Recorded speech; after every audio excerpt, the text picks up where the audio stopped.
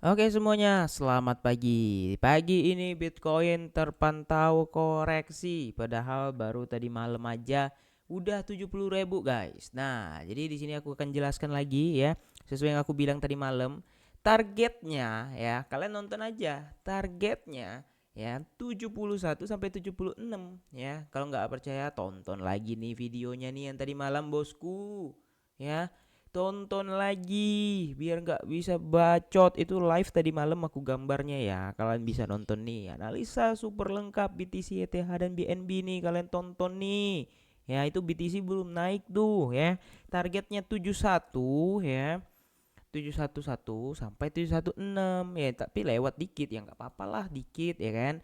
Udah ngambil ke atas, kenapa turun bang? Ya karena di sini ada liquidity ya, supply ya, ada liquidity supply yang terbentuk mulai 22 Mei ya kan, kalian bisa lihat ya, mulai terbentuk 22 Mei.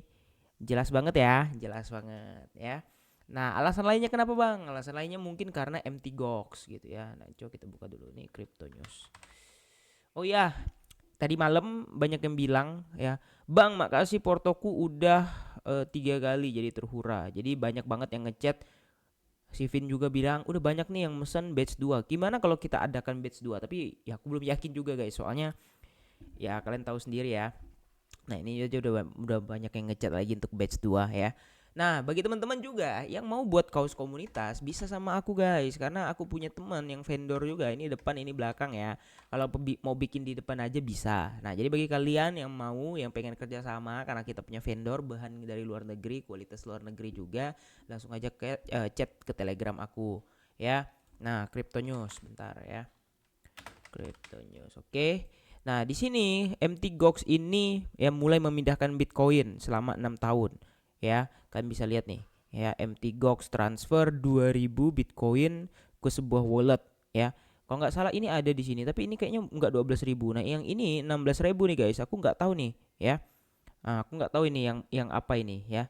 Nah, tapi kalau di Crypto News tadi dia bilang di sini ada 12.000 ya. Kalian bisa lihat ya, transfer total 12.000 nih. Data on chain yang menunjukkan Bitcoinnya udah tertransfer ke dalam exchange. Yang ini juga ada nih 8.000 nih ya.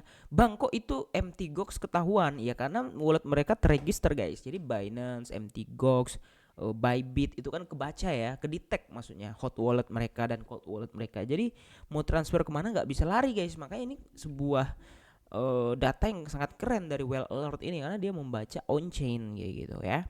Nah, jadi bang selanjutnya Bitcoin kemana gitu ya. Nah, Bitcoin masih sama di sini kayak gitu ya. Nah, jadi target aku adalah ya balik ke bawah deh 672, ngeritest karena candlenya udah terlanjur break ya. Nah, di sini juga RSI kalau kita pantau RSI-nya udah mau ke bawah, hampir ke bawah juga di sini ya. Dan kalau kita perhatikan di 4 jam ini lumayan kenceng juga ya, liquidity supply plus apa namanya? Demand sorry, supply ya, supply 4 jam di sini. Kalau kita lihat kemungkinan akan sama kayak gitu ya. Nah, jadi ada satu hal yang buruk yaitu adalah change of characteristic di sini gitu. Jadi kalau change of characteristic itu memungkinkan akan membentuk yang namanya BOS atau break of structure ya kayak gini. Jadi dia akan naik kemudian melanjutkan penurunan. Nah, ini yang harus kita hati-hati nih ya. Hati-hati nih ya, karena ada change of characteristic di sebelah situ. Karena dia selanjutnya adalah pembentukan yang namanya break of structure kalau secara SMC yang kayak gini nih ya. Change of characteristic artinya adalah perubahan tren nih dari bearish jadi bullish. Kemudian BOS atau break of structure, BOS sekali lagi. Nah, ini sebenarnya udah break change of characteristic dari bullish menjadi bearish, kemudian dia akan naik untuk retest, kemudian dia membentuk yang namanya BOS atau break of structure. Kayak gitu.